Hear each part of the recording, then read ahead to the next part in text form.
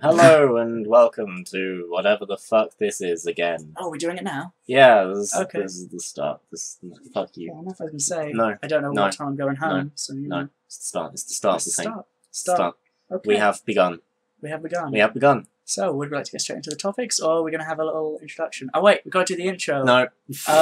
Raise your standards. This is Callum Bartlett's podcast. And again, with the shitty clapping. It's Brilliant. got to have a shitty clapping. Well, if it I doesn't can't snap my fingers or do some kind of noise. All I've got is a clap. All I've got is a clap, Callum. I'm not even good at doing that. Well, good for you. It's alright for some, isn't it? I don't know. Wait, now carry on doing it. Do it again. We can actually get a good intro. I forgot what I was doing. You're like snapping and then.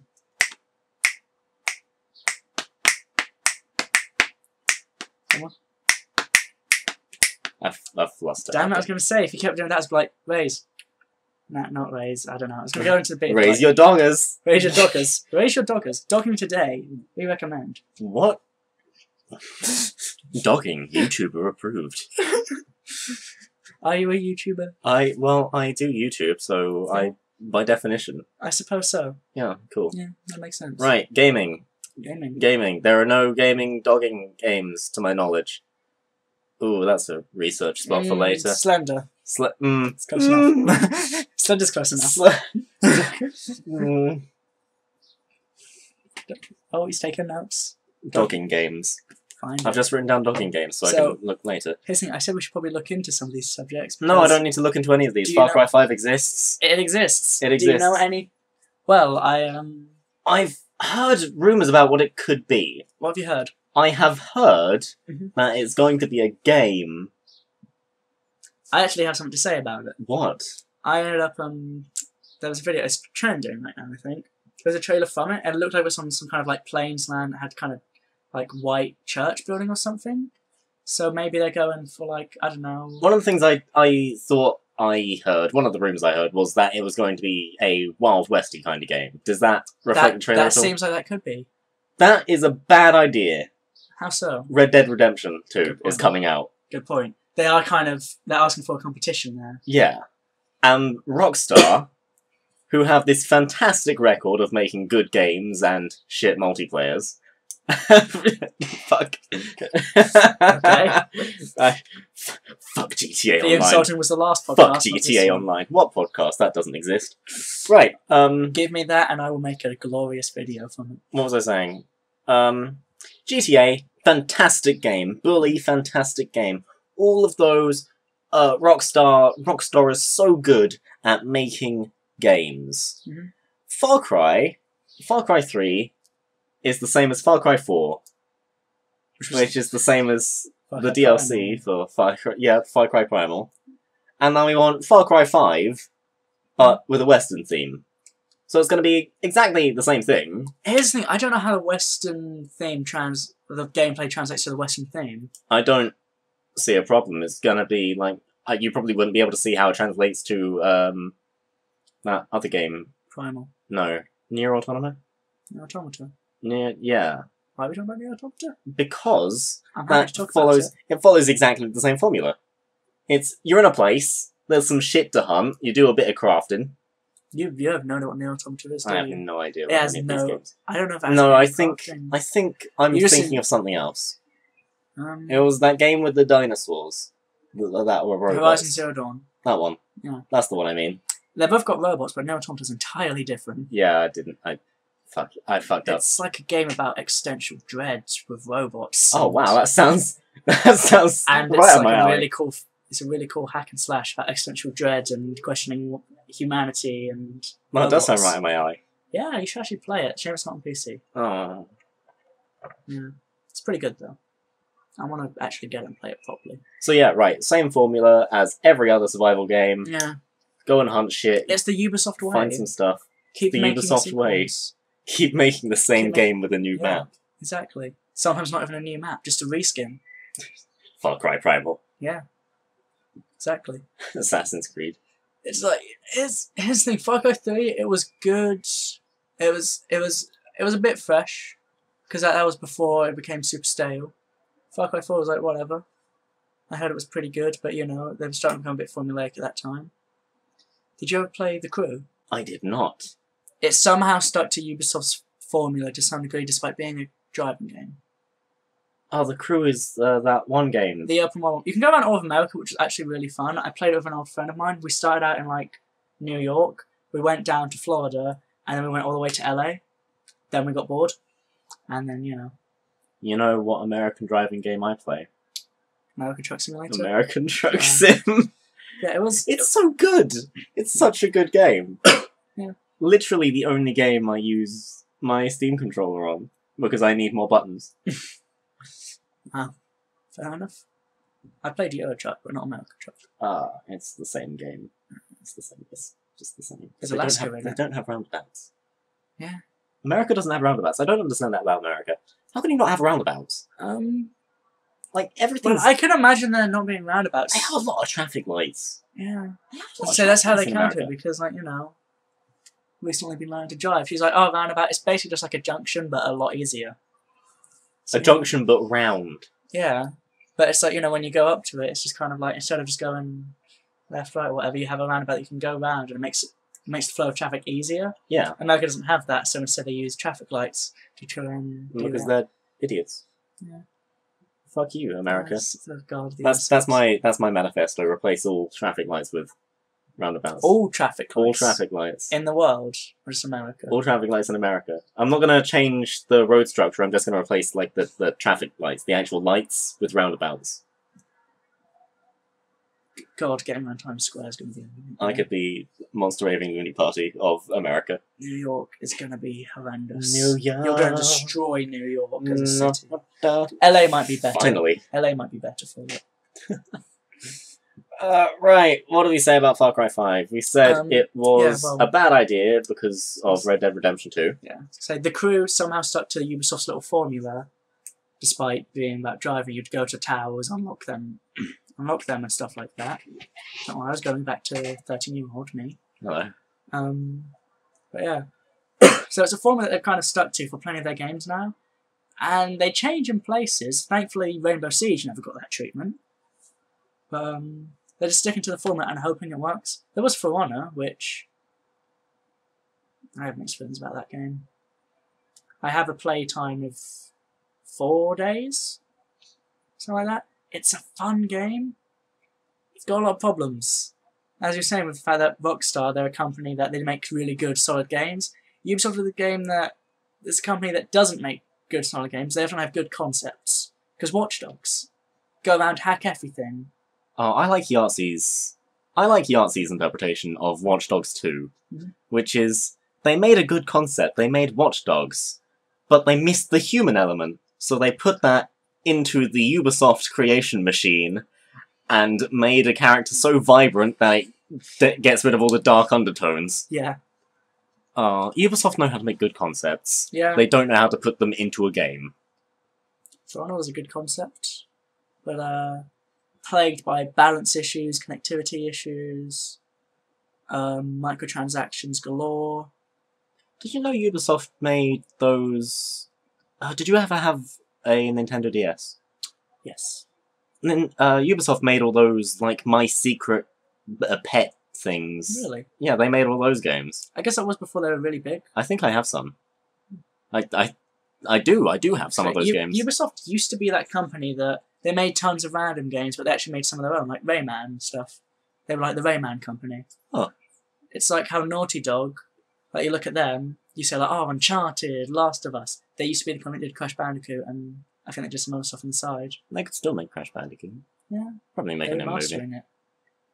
Ooh. What was it? Blizzard used to be a company that would do random stuff, and then they hit like a gold mine with Wow. like the Warcraft series. Before WoW, actually. They then Ah. became Warcraft, Diablo, I thought of some news. What? Keep talking if you want. is it Lost Vikings, Rip in Peace? One day we'll have the third one.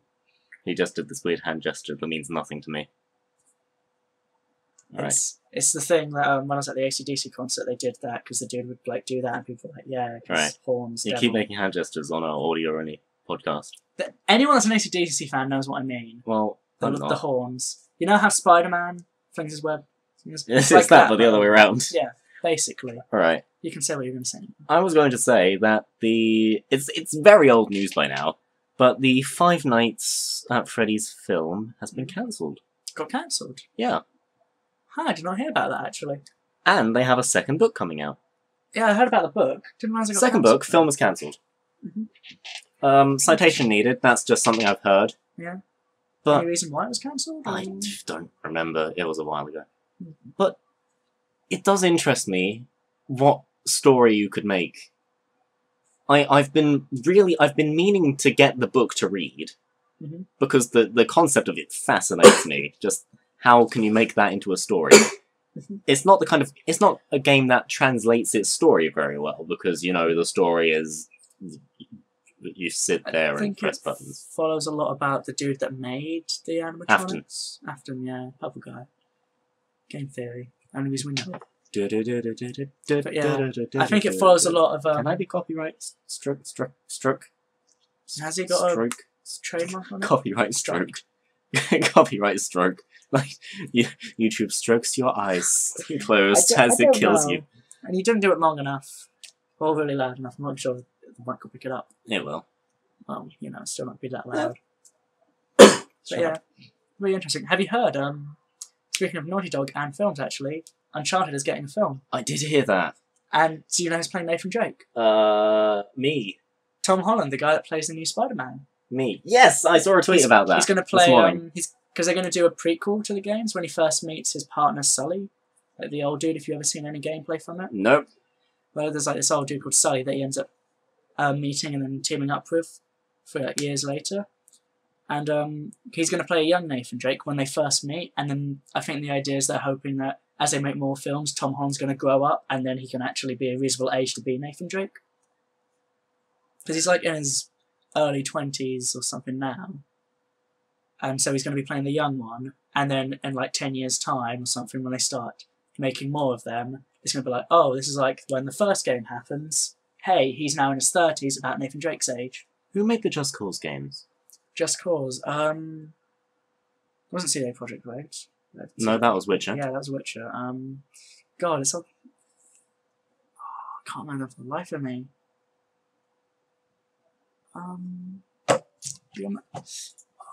It's nearly there. It's nearly there in my head. I hate that I have to search this. Yeah. I never played those games much to know. I spelled just wrong. Yeah. No, Just Cause 2. It's going to be one of those names that when I see it, I'm going to be like, I'm an idiot. Square Enix. Avalanche Studios. Square Enix is publisher. Yeah. Avalanche Studios is... Yeah. That's what they made. Oh, they made Mad Max. Mm. Mad. Oh, they did The Hunter? I had no idea they did that. It's free to play. Yeah. And they did some DLC. Mm-hmm. And some more DLC, and more DLC. So yeah, Square Enix. Mm-hmm. Have they done anything interesting recently? Square Enix publishes. I think they published Nier Automata. That's what I fucked up over, isn't it? Yeah. Right, that's the game about existential dread. Dread. Yeah. That guy likes to make lots of stuff where people question like their existence in the world, and a lot of the characters in Automata are inspired by like Russian philosophers and stuff. I'm gonna change the subject now because I have remembered Prey is somewhat depressing. Is that Bethesda? Oh, that is Bethesda. Oh, Prey. I wanted to be excited for Prey. So what's wrong with Prey? Did you ever see the trailer for Prey 2? No. I've seen some of my friends playing Prey. Have you watched Blade Runner? No. I've done jack shit. I've not left this room in years. You know how... Well, do you at least know that in Blade Runner it's like a kind of like cyber like city and like all of that. It's really like dark, cyber. Yeah, okay. Yeah, sure. That. It was basically Blade Runner, and you were a space bounty hunter in basically what was near the Blade Runner universe with aliens. It looked amazing because you were a bounty hunter, and the concept was like, well, you're a bounty hunter, and you had to get jobs, and the traditional, which is now, if it's sad to say, talk about it, the fact it's trying to become a gimmick kind of thing. But like, oh, you have multiple ways to do things. Like, you know, the whole you can be stealthy or actiony or whatever. But yeah, that's that was, every game nowadays. Yeah, that was one of the earlier games to do it, where it wasn't an old, tired trope yet.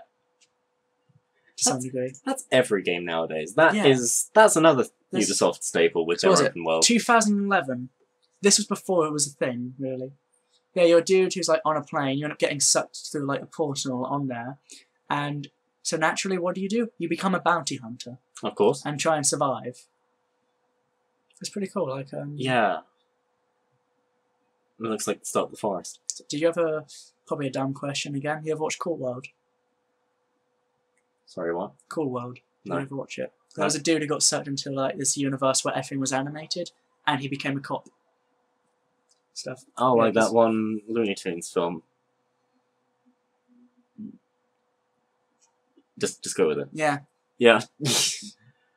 Yeah, but there was another Ubisoft staple that I was gonna point out, and the ability to play the game as you wish, play as you wish, which makes everything far too easy. It makes everything far too easy, and the gameplay doesn't have enough focus to be interesting.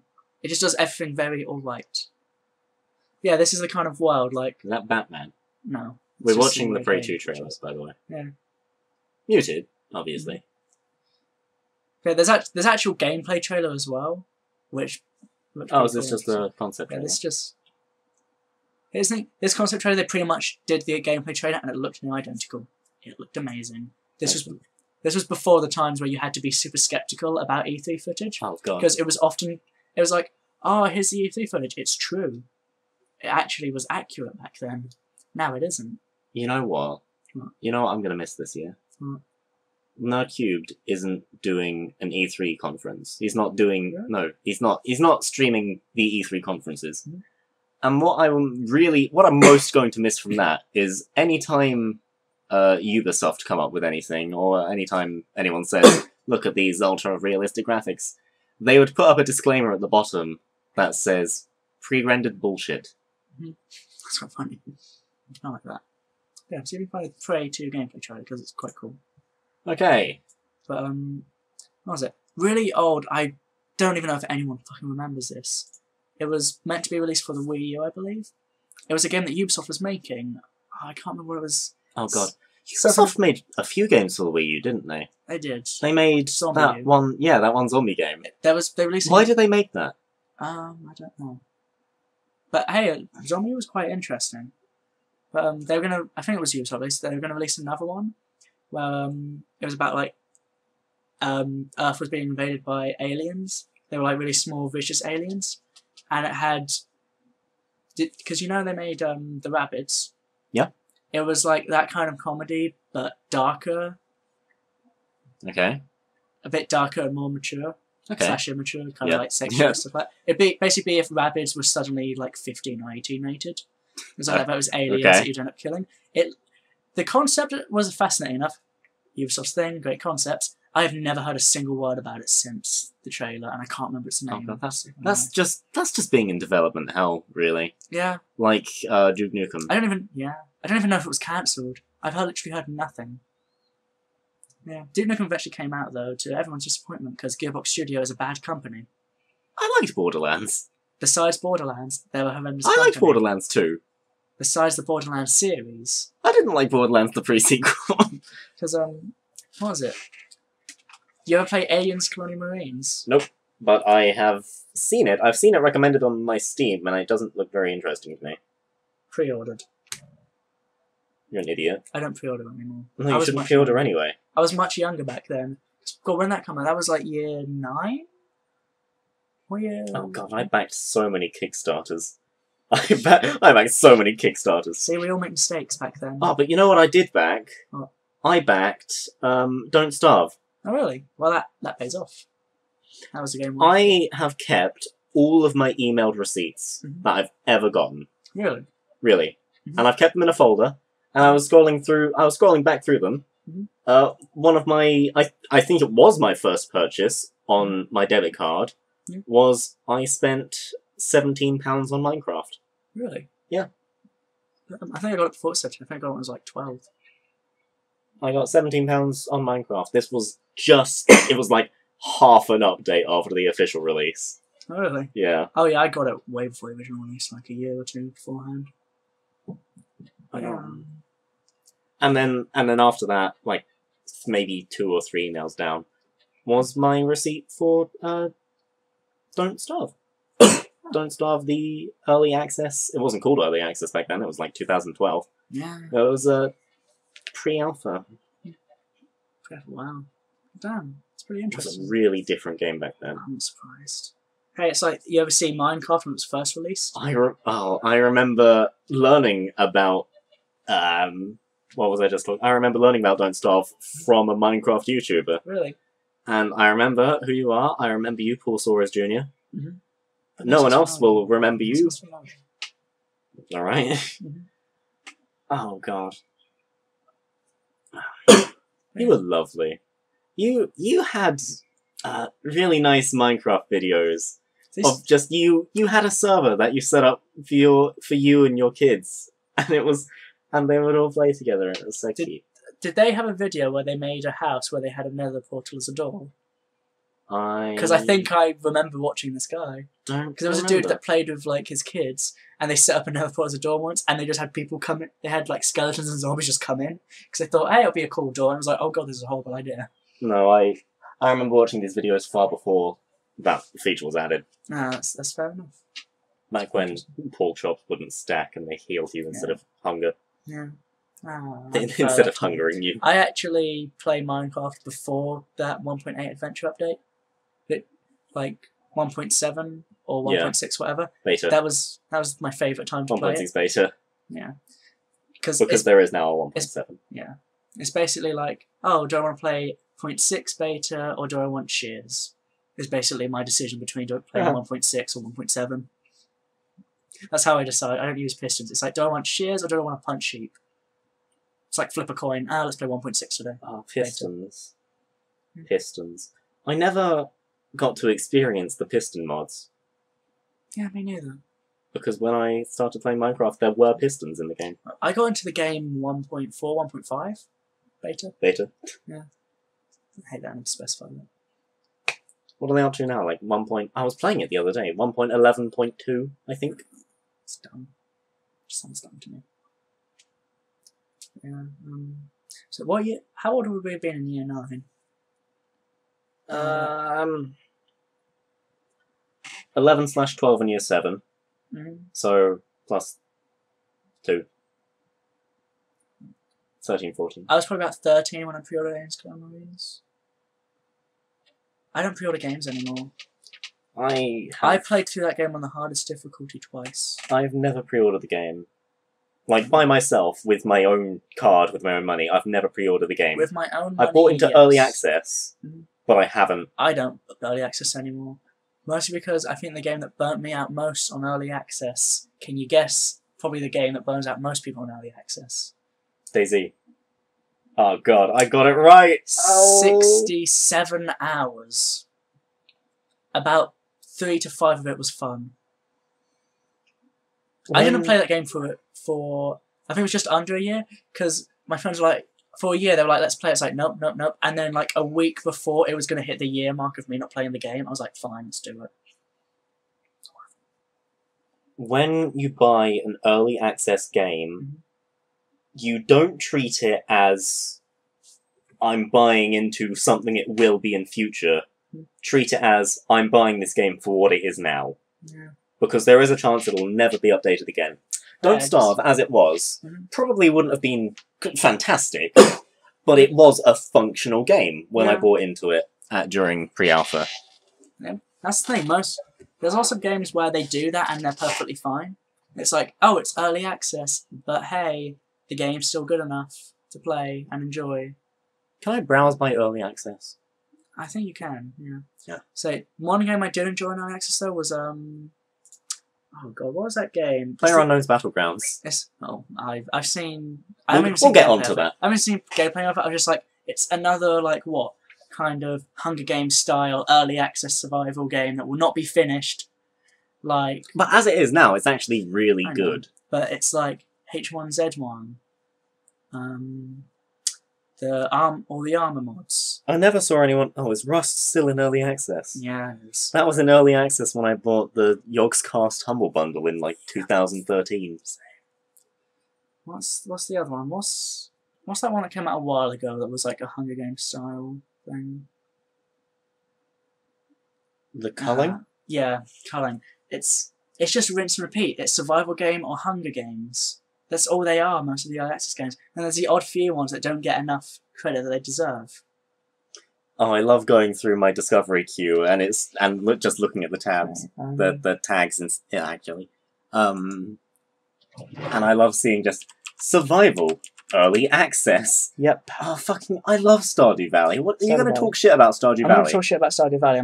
I'm actually going to praise the company, Chucklefish. Chucklefish, for making one of my favourite early access games, Starbound. That's my screen down. Starbound is one of the few early access games. The only problem I had with it is every few updates they were like, "So we've had to wipe everyone's saves to do this." Yeah. It was annoying. But the rest of the game, upon release, I have got, I don't know, something like 15 to 20 hours worth of gameplay out of it. I have only ever been on the starting planet. I have never gone beyond that, and I've had so much fun. It is such a good... Is it in early access anymore? No. They actually finished it. Yep. Thank you. Chucklefish, I'm not going to talk shit about Chucklefish. I think they're a fantastic company. They actually stick to what they plan to do, and they actually release their games. I have respect for almost any company that actually releases their games. What else have they made? Kerbal Space Program. They didn't make Kerbal Space Program, I'm saying, but Kerbal Space Program Yeah. was early access, is now Yeah. official release, I think. Yeah, I'm pretty sure it is. That's a good one. I haven't played it, but I've seen enough. This is a list of games they've published. Yeah, Starbound is fantastic. Stardew Valley. I have only played 2 hours of Stardew Valley. I need to play more Oh of god, I love Stardew Valley so it. much. Do you want to know the reason I haven't played more of it? Because if I get into it, my life's gone. Animal Crossing syndrome. But hey, you know what's coming up soon? Summer. Probably a new Animal Crossing game. Oh god, probably. New Animal Crossing for the Switch. Yeah. Oh god, if that happens, I need to get a Switch. Really? Oh. There's I played a lot of Animal Crossing on the Wii. Really? Yeah. Oh god, I wanted to get it just for the dog that's got the guitar.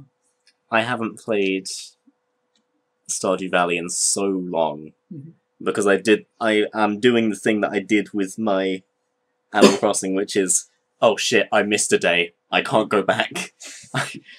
They'll hate me. There's so many weeds that have grown. They'll kill me. Oh god. And I still have a fucking to-do list in my head of my. things to do when I go back to this game. Here's the thing. The idea of Stardew Valley stresses me out actually playing it, but once I start playing it, I get too engrossed.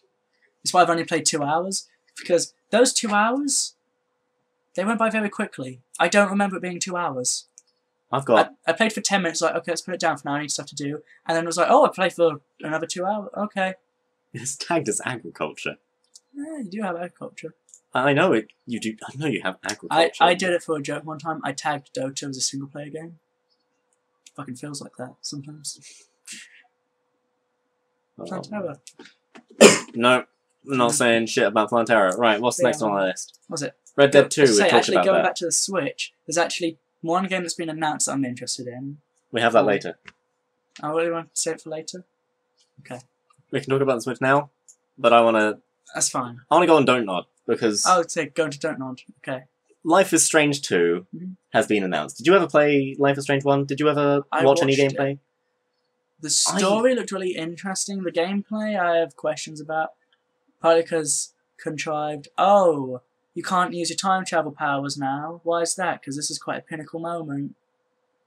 Is it a... I never saw any point where she couldn't use the time travel powers. She could. You remember her friend Kate? Yeah? Spoilers for Don't. Oh, then. Spoilers, by the way. You know when she goes to kill herself, it's saying like, oh, I can't use my powers now. It's like, I think... you Mary Sue motherfucker. Yeah. Deus Ex Machina came in to fuck you over instead of help you. I don't think that was a your powers are shit moment. I think that was the writers wrote themselves into a corner. Basically, yeah. They were like, we want this to have consequences, but that's we've the made thing. our Mary Sue. Yeah. They They made the main character a Mary Sue, and they were like, shit, we actually need to have Throw situations some kryptonite. Yeah. That was Superman. Superman was made to be the superhero. He was made to be the superhero. He was like the first one that was made. That's why he had no weaknesses. So like, shit. Kryptonite, go. Yeah. Space rock. There's a problem. Writers often write something into a corner and they're like, ah, shit, we need to come up with some reason. And our powers don't work all of a sudden. Yes. There's a magical rock from his home planet that fucks him over. There's a colour that actually really fucks him over. Do you know who I'm referring to? Red. Bulls. No. It's Green Lantern. Originally it used to be... it's yellow. Originally it used to be if it's the colour yellow, he can't fight the colour yellow. Now it's fear, it's emotions. But, you know. Yeah. He can't fight the colour yellow. Yeah. Oh, do you know of Vampire? It sounds familiar. Vampire but Don't Nod, same studio of Life is Strange. Yeah. Oh, they also made Remember Me. Did they? Oh yeah, I heard about that. Oh, that was It's a like, big disappointment. Yeah, but the one interesting thing Remember Me had was its kind of going back to memories and altering them thing. I remember hearing that, how it's like, they did that, and they were like, that's actually a really interesting concept we had there. Shame about the rest of the game. Let's put it into It's a shame about everything else. Let's put it into a different game. Life is Strange was born. Oh. Right, I'm gonna play the pre-alpha gameplay trailer of, let's skip to here, of Vampire. I want to skip to some combat, because there's your Metal Gear Solid Mass Effect or whatever. Mass Effect, that's the one. There's your Mass Effect decision wheel. Here is some third-person, I want to say Arkham Knight style. Do you want to know the one problem this game's going to have? It's dark. No, it's going to be compared to a different very popular vampire game. That one, Masquerade? Yes. That one which is basically... That one where you can be like 6 different species of vampire and you can make so many decisions in that game. It's going to be relentlessly compared to it. Of course it is. That game has got so many problems, but it's got such a loyal fan base. That's why I'm finding every way to mention it lately. StarCraft, some people are concerned about the remastered version because they're worried they're going to fix some of the issues the original has, but some of the issues is what makes the gameplay genuinely interesting.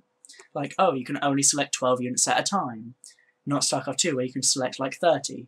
So you have to try and manage your entire army, but 12 units at a time. You need to learn your hotkeys, and the camera's very limited, but they're making it much bigger. There's certain limitations which they might be removing, which will be making the game easier, and not quite as difficult as it used to be. That's what people are worried about with that game. That's why people are very sceptical about it being remastered. I miss really getting into games. So do I. What I think of when I say that is I miss staying up until 3 AM after getting home from school and playing RuneScape the entire time. The entire time. Well, we've got an older Callum, we have more responsibilities in life now. I played the shit out of RuneScape. Same. Every day. Every single day. I had friends. I made friends in this game. Same. Those were the days. Oh. The most I ever get to that, but it's only single player games now I'm playing 3 AM. The most I get is playing Civ 5 or Mountain Blade Warband. By yourself or with friends? By myself. Do you play Civ 5 with friends? Occasionally. Do you stay up until 5 AM doing it? The latest I've ever stayed up playing Civ 5 was 7 AM. 7 AM? I think I started at about 6 PM. Jesus. I stopped for toilet breaks and food. That sounds about long enough for half a game.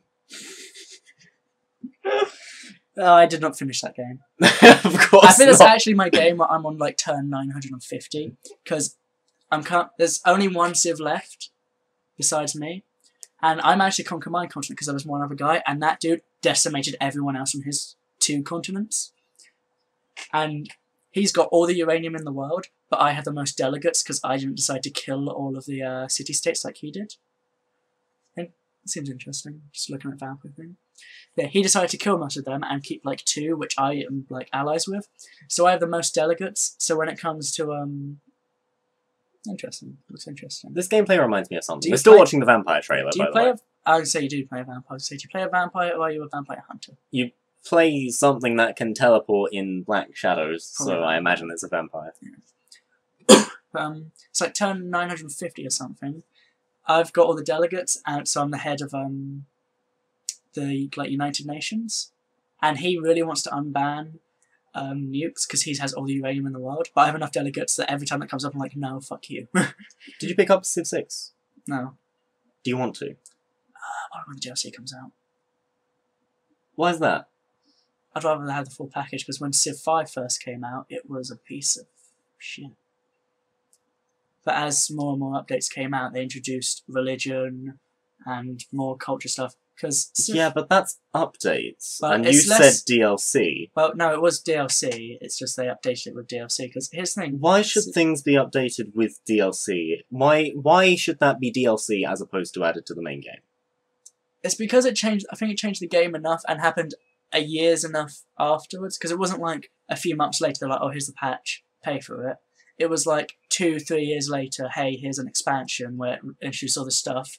But the problem why I say updated is it wasn't new content. Because if you go back to Civ 4, it had pretty much all of that in the base game. They just released, That was my follow-up question. So, My follow-up question was going to be, does Civ 6 include all the stuff from the base game and the DLC for them to build onto? I don't think it does. I think there's some features. Well, one Is it feature just base game with the same DLCs for each game?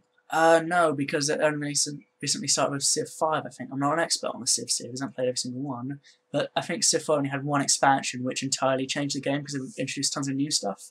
Then Civ 5 was released with like half the features of Civ 4. And then all the DLCs basically made it on par, nearly. So why would they do that? Time and money, most likely. Time and They probably didn't have enough time to, get all the features in immediately, so... It's like, how some developers that are good developers of early access, they release it because they don't have enough money to properly make it all. So they release it, they get a bit more money, then they keep funneling time into it to finally release the game. So I don't know what features are in Civ 6.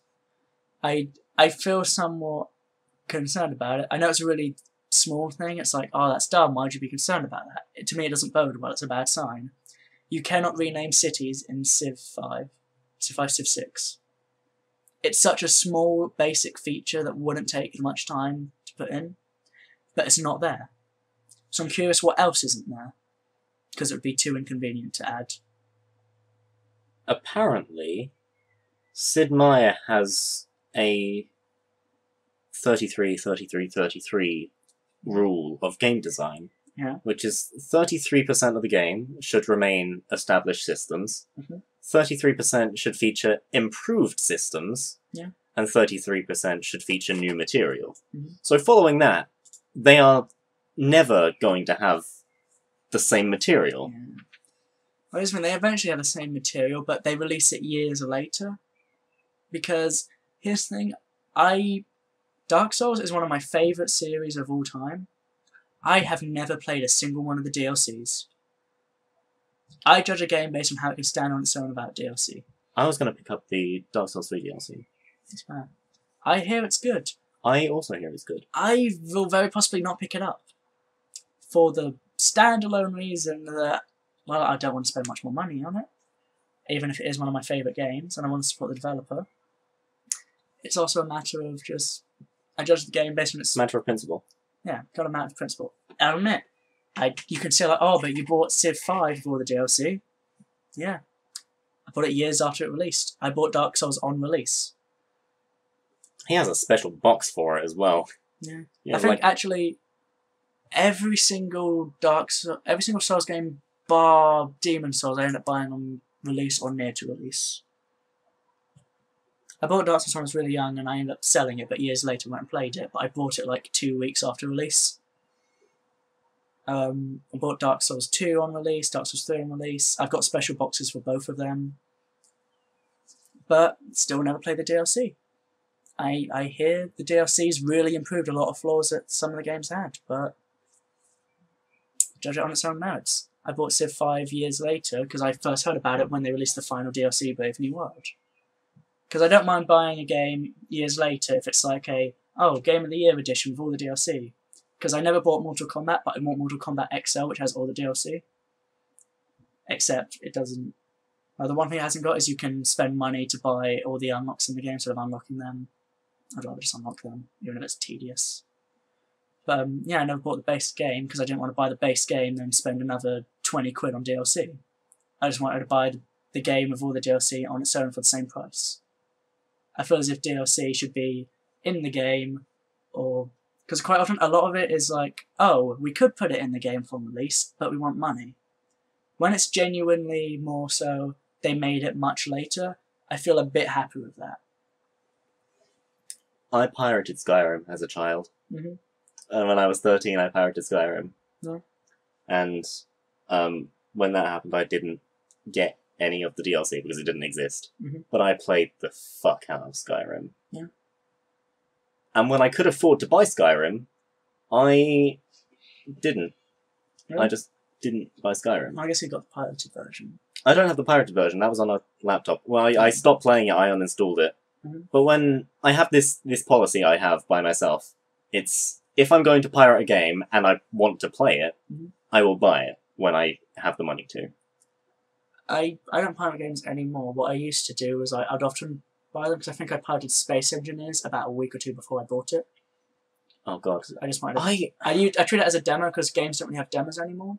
So No, I play they it and be don't. like, oh, I don't know. I bought Game Dev Tycoon after playing it for hours pirated. Who was it? I think it was Prey, mm-hmm. who released demos on the PS4 and Xbox, mm-hmm. but then for the PC said just use Steam refunds. That's dumb. Particularly because with Steam refunds, say for instance you go over slightly, it's like, nope, can't have it anymore. Yeah. And also, one thing that was good about demos is demos weren't always the start of the game, they were a good level in the game. So quite often I remember I played a lot of demos on Xbox 360. It'd be like, oh, here's a demo of like level 5 out of like 12. You can play all the level or like part of the level or whatever. You do that, it's like, oh, so this is generally what the game's like. Because start of the game is, let's be real these days, a lot of games it's our tutorial. How to walk. Yeah. It's our tutorial. What is a camera? Our story, and maybe you have half an hour actual gameplay. You cannot really judge a game based on like the first hour these days, with a lot of them. Some you can. You want to know a fun fact? What? Statistically, if your game has a demo, it will sell less. Really? Yeah. If a game has a demo, it will sell less than if it doesn't have a demo. I understand why. Probably because people play the demo and like, don't think this is for me, and then don't bother buying it. Some people might go, I don't know, let's buy it. Yeah, Because some people are just very flat with their money. if it doesn't have a demo, you'd think it would sell less. But the problem is most people that play the demo are people that are going to buy the game regardless, they just want it early. People that probably won't buy the game, but they'll try it out anyway. And then there's the very small, minute amount of people that are like, I don't know, I might buy it, let's try the demo out and see. But that's probably a really small statistic. But if you're going to play the demo, if you're going to buy the game, then you're going to buy the game. Mm. And you think that a demo would draw more people in to get them more customers. Mm. That's just fascinating that it does the opposite. Mm. I guess it's because there are a few people that are like, they're not sure and they don't bother. Stuff. Oh, you So- want to know my favourite demo? What? The Stanley Parable. Because I don't like for that. the demo for the Stanley Parable is completely different from the main game. Do you know the Stanley Parable, don't you? Yeah. Stanley Parable takes place in an office, you play as Stanley, you go to the office, everyone gets speared, etc. Yeah. The Stanley Parable demo is you going through you're going through a different office Mhm. that is focused on the development of a demo for the Stanley Parable. Mm-hmm. So then you go to go and play the demo that they have developed inside the demo for the Stanley Parable. Yeah. And then you find out you're already in a demo for the Stanley Parable. Yeah. And then it's all getting fucked up, and that is the Stanley Parable. That is the Stanley Parable, Yeah. isn't it? That is so It's- Stanley Parable. It's very different, but very accurate to the game. It gives a feeling of the game without telling you what's in the game. What is the game? Oh Mhm. god, That's a really bad demo. It doesn't tell you what the game is. It doesn't give you the actual game, but it gives you a good idea of what the game's like. Yeah. There's a few other demos that do stuff like that, but I can't remember any off the top of my head. Quick note, we didn't actually talk about Life is Strange 2. We talked about Life is Strange 1, we talked about it briefly and then moved on quite quickly. Life is Strange 2, have they said anything like, is it about Max again? Is it someone new? I don't know how they can make it about Max again. So they could very easily have like a different person with different powers, different time travel powers. I think it could be quite interesting, as if it's an anthology series. I think that could be fascinating. How do you mean? Like, do you know Twilight Zone? Yes. Each episode is a different story. It's an anthology.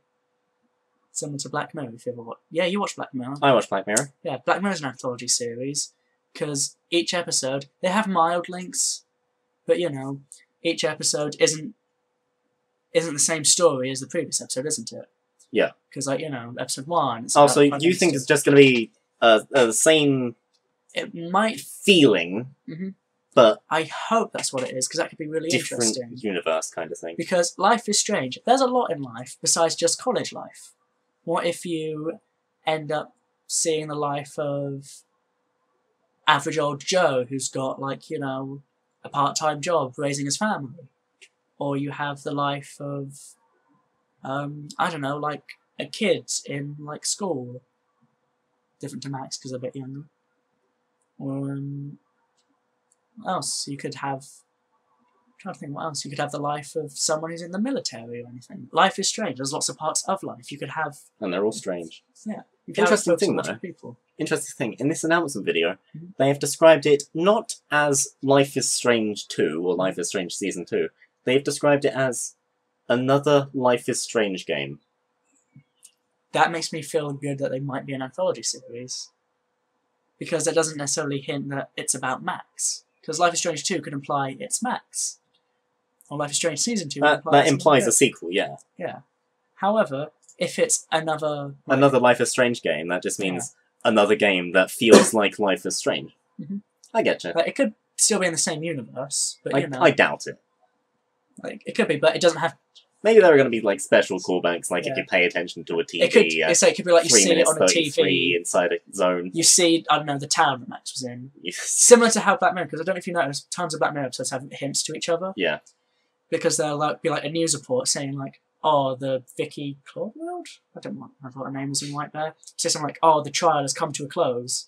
It's a very brief thing. It's just like, but they say they're not in the same universe, but it's like, it's just a little Easter egg. So it could, because Life is Strange doesn't have to take place in the same town. I mean, I don't know if there's some kind of law to have power that dictates it has to be in the town. Arcadia Bay. It could be like, oh, I don't know, but it could be like some dude living in New York ends up being able to reverse time. Or maybe they won't even do time travel. Maybe they'll do a completely different power kind of thing. I want to follow on from this with when is a game a game? Because with this, you can get exactly the same experience from playing the game as you can from watching someone on YouTube play it. Like, that's exactly what both of us have done. We watched someone play the game. Yeah. I watched several people play the game. Same. And I had the same thing with Firewatch. Firewatch was gorgeous. I was actually really tempted to buy a Firewatch regardless of seeing it, because it looked fascinating to play. Yeah.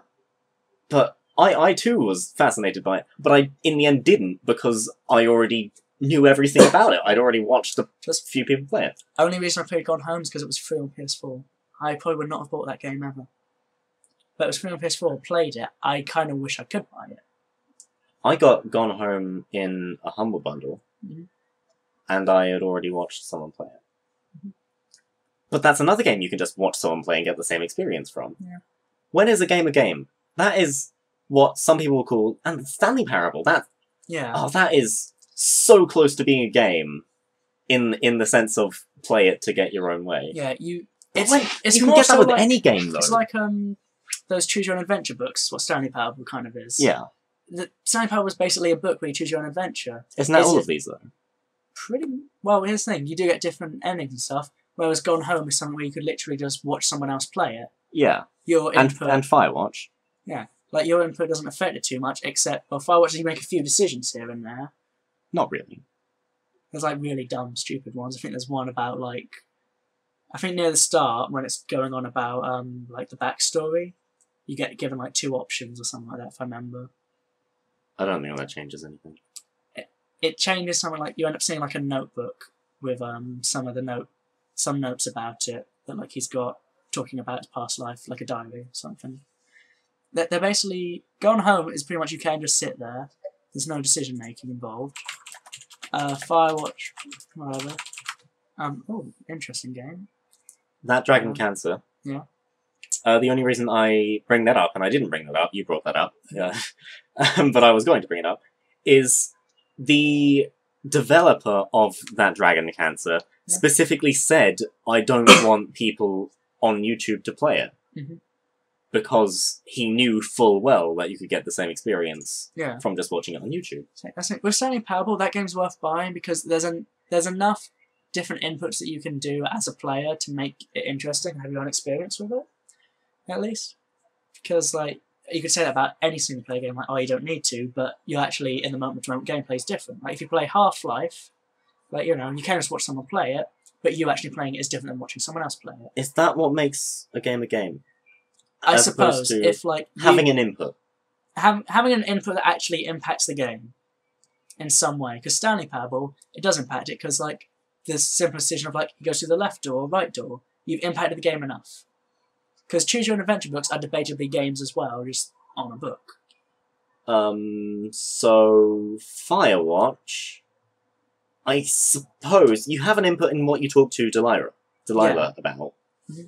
But then that doesn't impact how the game is played. I'd say it is still a game, but very loose on the time, because you can make enough differences to learn different things. Because, like, if you were to say something different, she'll respond in a different way. It's not like, because here's the thing, they could do I don't think they do the Mass Effect thing, or at least they're a bit far from it, because have you ever seen how Mass Effect's decision trees are basically decided? No. Here's your starting point. Here's 3 options, you go through them, and you get to the same point regardless. It's just slightly different, it makes no impact at all. Until Dawn. Do you know Until Dawn? Yeah, I know Until Dawn. I want to bring up Until Dawn. Mm-hmm. Because it's basically a story. Mm-hmm. It's the same as all of this. That is literally just a Choose Your Own Adventure story. Yeah. That one. Because the others are like loose times, that one kind of basically is. What you do has practically no input. It's all choice driven. Mm-hmm. There is, I think, one thing in the entire game that is, if you don't find this, this character's going to die. Mm-hmm. And that is the only bit of exploration you need to do in that game. There was one bit where if you don't end up shooting one of the Wendigos when you're in the spoilers. If you don't shoot one of the Wendigos when you're in that's not getting there. When you're in the asylum. 2014. It's 3 years now. That's a long time ago, kind of. Feels longer. I suppose 2014. Well, okay, yeah, if you don't shoot something. Don't end up shooting that, you learn less about the game, because then it will jump on the main character, it will cut to black, but I think he's alive miraculously, because there's like 2 characters in the game that they have to be alive for the end. So no matter how badly you fuck it over with them, there is actually, if you fuck it over enough, they actually affect other people's deaths, not their own. Because I didn't know that. Yeah, because you know the black-haired one. Do you ever watch Agents of S.H.I.E.L.D.? No. Well, he's the black-haired dude. Wears the military jacket. Sam? I don't remember. Right. But, yeah, because there's one point where him and his girlfriend are going to a cabin, but then he goes off for a moment, and Wendigo ends up snatching her, and then you have to chase after her. Sam. Oh, yeah. Because, if you fuck up the inputs, she'll die. If you get them all right, you'll get to her in time. You'll still be split off from her, but she'll live. That is gameplay. Yeah. That is... Like, you doing something does actually affect it. I just said QuickTime events are gameplay. So unfortunately, yes. I fucked Not up. good gameplay, but they're gameplay. Okay. Yeah, and then the blonde one, did you ever watch Heroes? No, but I know who you're talking about. Yeah, she was in that. Those two, they live till the very end no matter what you do. You cannot physically kill them. I know. Everyone else can die bar them, but... Until the end. Yeah, so beyond that, you have no decision in their deaths, but you have a decision in the others. Yeah, the blackhead one. You end up learning way more about the Wendigos if you end up if you end up doing the right inputs when he encounters a Wendigo. Because if you end up doing that, you end up going around the asylum and you end up seeing tons of doctor's notes about people that have been afflicted by it. Yes, I've seen that. Yeah. So if you fuck it up, you will not learn about that. You'll know pretty much nothing by the end of the game. But if you do it correctly, you'll learn way more as long as you go searching, or you can just bugger off and it means nothing to you. I was going to bring up something else. Mm-hmm. Can't remember what it was though. That's terrible. Oh.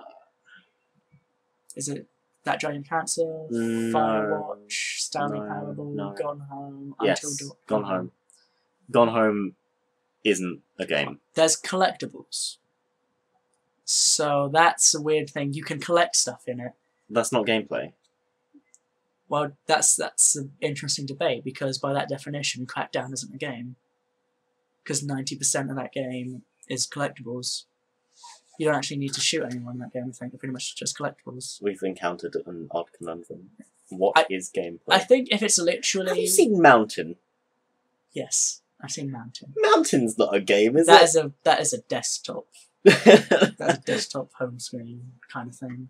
That's not a game. I think if your input's literally... I think it's like, if there's certain things that you can end up missing out because you didn't do certain things, I think it's a game. I think if it's literally a matter of, if you watch someone play Gone Home, and, you know, they didn't go for any... Say for instance, there's no collectibles in Gone Home, it was literally just, you walk about, you walk through, and then the game finishes, it's not a game. But I think because there are things you can do individually, like, you don't need to get all the notes in the game. You don't need to get all the audio tapes. There's a lot you can miss out on in Gone Home. You don't need to get all of them. And also the fact there's sub-stories which you won't discover unless you go exploring.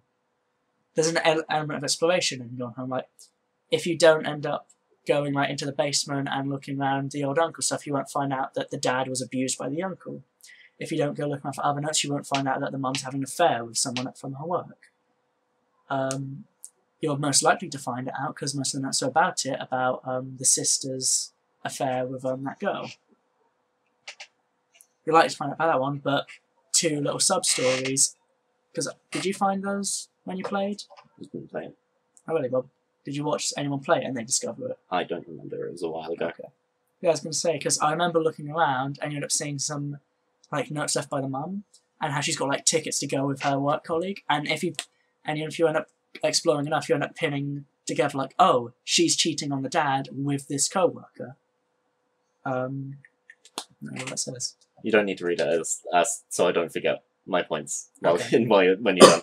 Fair enough.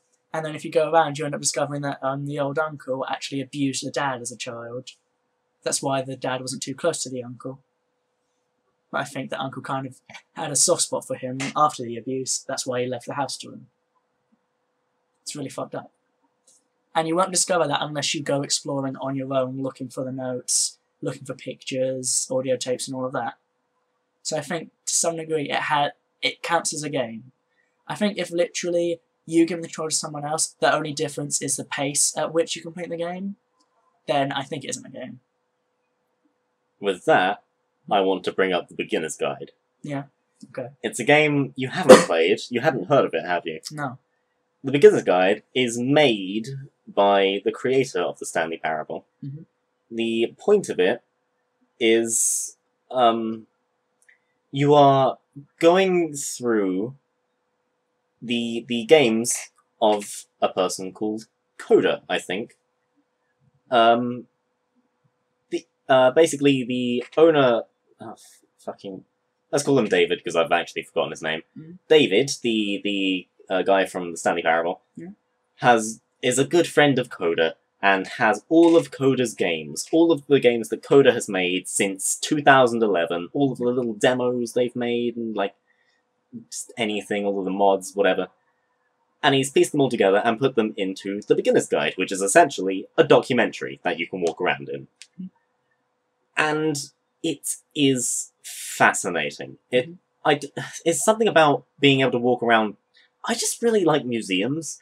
Yeah. And being able to walk around something and see like games like this, see little worlds that have been made and had thought put into them, and different stuff like that. That is so fascinating to me. But it's not a game. It's not a game, but it is 100% an experience. But because it's an experience, does that make it a game? I think there should be kind of like a genre of game called experience, because, what was it? Say, for instance, what I was going to say about, like, if you played a game where literally your experience was no different to someone's other than the pace, you're playing a book. That's what you're playing. Like, in that, you wouldn't call it a book, though, because you're not reading it, but the content sounds similar enough to a book, because there's no actual kind of... Is there really much exploration? Do you discover things on your own, or is it just literally walk around, you look at things, and that's it? You can walk around, you can look at things, but generally the whole time everything is being narrated by David from the Stanley Parable, who's just explaining what the particular world or map you're in is, and why it relates to Coda, and why they could have made it, and things like that. What you see has no impact. What you do has no impact, really. So if there's no impact on your... if your impacts have absolutely no action to the impact... They have no impact on the game, but it absolutely could not be done as a book. But that's because of the way it does its storytelling. I would say it's like a subgenre, kind of. Of book. A subgenre of book. Subgenre of games. Like, what is it? It's a debate that's been on forever. You know, the whole debate of anime and cartoons. There are absolutely no similarities besides them being animated and all of that stuff that people say, which might not be wrong, but whatever. I'm not going to get into that full debate, but it's like they're animated, but they're subgenres. You wouldn't lump them together, except from saying game, because you would never lump, like, necessarily The Beginner's Guide with Skyrim. You would never lump them together. The only similar thing they have is that you have a controller that you can put inputs into the game to navigate through the game. But your actions don't impact beginners. Anything that happens in the Beginner's Guide, but your actions heavily impact in Skyrim. So I think it's kind of that. So games like that, Beginner's Guide and stuff, they're a subgenre where your actions do not impact what happens in the game. However, you can't call it a film or book because you do interact with it. That's the way I see it, at least. Okay. Like, and what was the last thing I've written? Contradiction. Contradiction is another game you will not have heard of. I have not. But it is... Oh, God. I can't remember what I was going to say about it. It's very definitely a game. Yeah. But it's not a game in the... It's like a point and click, but it's also choose your own adventure. What you... I suppose... You can say... You can do things in it, but there's only one way to progress. That... It's a game which is... I'd say it's more... This is a really interesting game. I mentioned it earlier to you, 3/4 Home. 3/4 Home is a game about you on the phone driving back home to see your family. Because you end up driving out to an old house that I think your nan lived at, just to get some like fresh air and get some peaceful time. And you decide to drive back and you end up calling your family. The ending of the game is the same. The only thing that you can do in the game, so this is how much interaction you have with the game. You can press 3 buttons in that game, and that's all you need to press out the entire game. You don't even need to move an analog stick. What you do is you press R2, because that makes the car move, and whenever you let go of it, the car just brakes and stops. And you just stop there, doing absolutely nothing, just taking in the scenery. But whilst you're holding it down and moving in the car, people are talking to you on the phone, and you're given like 2 dialogue options, maybe 3 or 4. That's it. So, technically you make decisions which impacts things that you end up hearing and stuff. Because like you'll end up hearing different stuff from your family. But beyond that, you make 0 impact. Absolutely nothing else happens. Literally, you can press 3 buttons. R2, down, X. Is that a game? Well, it's hard to say. It comes under the kind of Firewatch thing. It comes under your fake category. My fake category. Yeah, basically. I have my own fake category. Not to brag. I made it up. Wow. But, yeah. You have that. Like, because Firewatch, any other game, it's going to be the same regardless. Well, there's different endings, but all that you do in the game is you walk about and you make different choices, same as Three Force Home. They kind of... You can impact the story in those games, though. Story does get impacted. Like, I could spoil the... Should I spoil the ending of Three Force Home? Do you care? I do care. You do care about Yes. it? So you don't want to know? I don't want to know. Okay. You say, because, like, no matter what happens, no matter what decision you make, the same outcome will happen. Okay. It's just your conversation with your family is different. Okay. It's like... That is interactivity. Yeah. You might talk about your dad's alcoholism with him, or you might not. You might talk about your brother's, like, trip to the therapist, or you might not. It's up to you. Or, like, it might come up briefly, or you can delve into the conversation, or you can utterly avoid it. That's as much as I'll say about the game. Excellent. Right. Last thing on this subject. Mm-hmm. Well, we've gone on for far too long. Yeah, I actually need to go soon. Oh, fuck you. So, I did say it wasn't a great time to start. Shut up. We can do part 2 tomorrow. Can't do tomorrow, actually. I'm busy. Last thing on this subject I want to bring up is... It's going to be a really brief tangent. Hmm. You know, do you know Desert Bus Simulator? Yes. Is that a game? For reference, for those who don't know, Desert Bus Simulator is an 8-hour hell ride where you click your mouse every 2-ish seconds to win. For 8 hours. Nothing you do has an impact, there is no choice. What you do does have an impact though, because you can choose to not click your mouse and fail. Mm-hmm. Or click too much and fail. That's one argument that people say. It's like, a game has to have a fail state. Like, when you fail, like, can you fail? That's one argument plenty of people have against these games, but I'm ignoring that argument. That's Total Biscuit's... I think that's Total Biscuit's old argument for, is it a game? To be a game, it needs to have a fail state. That was the argument that David Cage used to fight against. His famous quote is that, what was it? Being able to fail in a game is... I think, like, a fail on the game designer. So look it up, potentially. David Cage saying that if you're able to die in a game, that is a failure on the game designer's part. He sees it that you shouldn't be able to fail or die in games at all.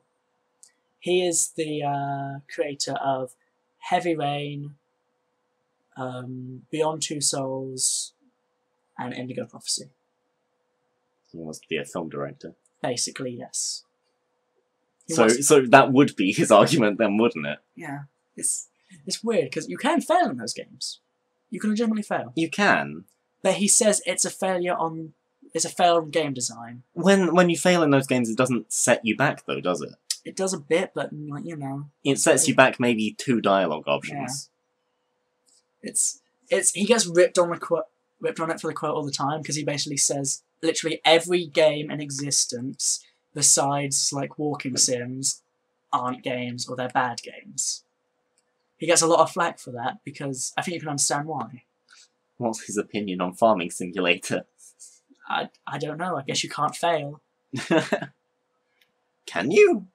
No. I've never played Farming Simulator, can you fail? No. Like...